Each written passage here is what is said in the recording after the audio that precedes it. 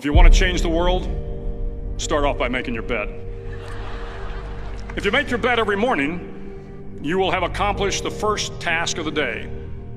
It will give you a small sense of pride, and it will encourage you to do another task, and another, and another. And by the end of the day, that one task completed will have turned into many tasks completed. Making your bed will also reinforce the fact that the little things in life matter. If you can't do the little things right, you'll never be able to do the big things right. And if by chance you have a miserable day, you will come home to a bed that is made, that you made. And a made bed gives you encouragement that tomorrow will be better. To pass SEAL training, there are a series of long swims that must be completed. One is the night swim. Before the swim, the instructors joyfully brief the students on all the species of sharks that inhabit the waters off San Clemente. They assure you, however, that no student has ever been eaten by a shark, at least not that they can remember. But you are also taught that if a shark begins to circle your position, stand your ground. Do not swim away. Do not act afraid. And if the shark, hungry for a midnight snack, darts towards you, then summons up all your strength and punch him in the snout, and he will turn and swim away. There are a lot of sharks in the world.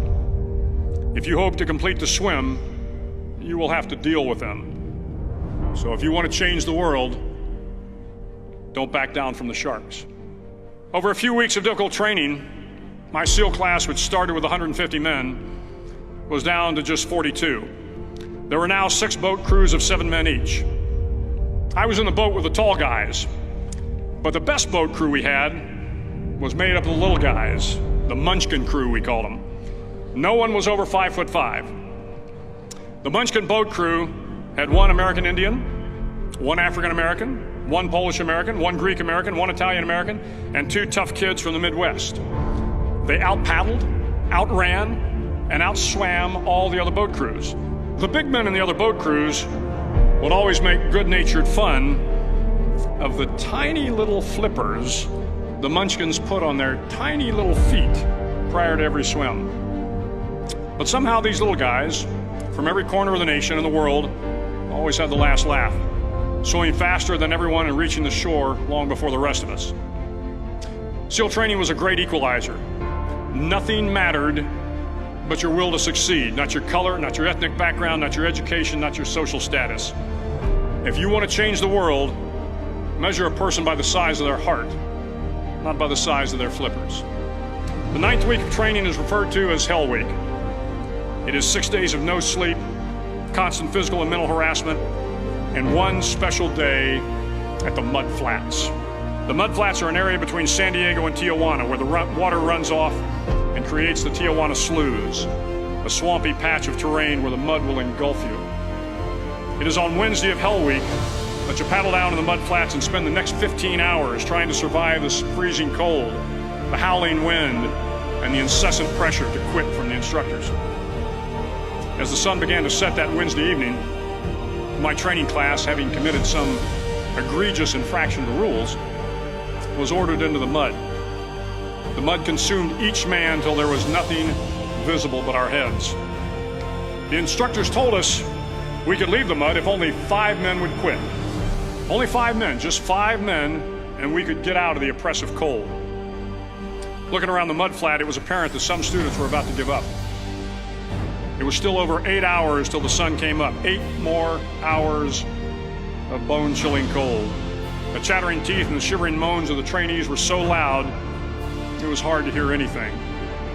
And then one voice began to echo through the night. One voice raised in song. The song was terribly out of tune, but sung with great enthusiasm. One voice became 2, and 2 became 3, and before long, everyone in the class was singing. The instructors threatened us with more time in the mud if we kept up the singing, but the singing persisted, and somehow the mud seemed a little warmer, and the wind a little tamer, and the dawn not so far away.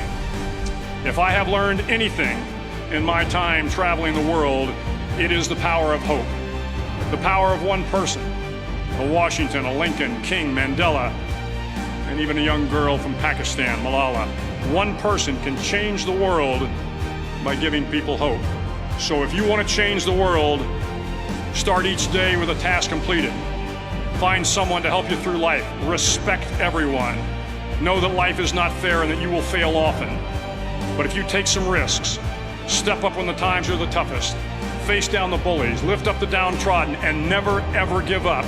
If you do these things, the next generation and the generations that follow will live in a world far better than the one we have today. And what started here will indeed have changed the world for the better.